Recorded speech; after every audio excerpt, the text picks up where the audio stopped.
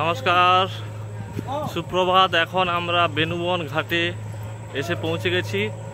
বেনুবন ঘাট থেকে আমরা যাব লঞ্চের দিকে। ওখানটায় আমরা লঞ্চে উঠে যাব বকখালিতে।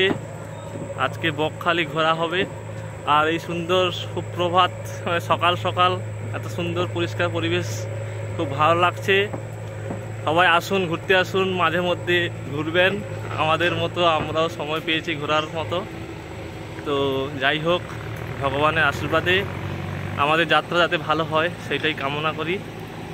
আর এই সুন্দর ঘাট, এখানে কাজ হচ্ছে মাটি করে কিছু বানাচ্ছে। এখানে জেসিবি আছে।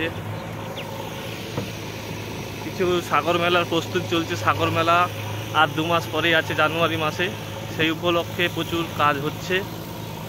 আর এখন জল নদীতে কম আছে, যার জন্য নদীর যে নৌকা বা যেগুলো আছে সেগুলো একটু নিচের দিকে আছে। আমরা ঘাটে পৌঁছে গেলাম।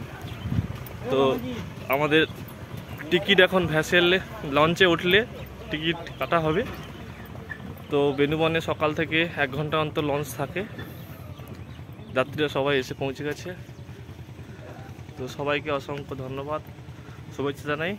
আর আমার ব্লগগুলো, মিনি ব্লগগুলো দেখতে থাকুন। ধন্যবাদ।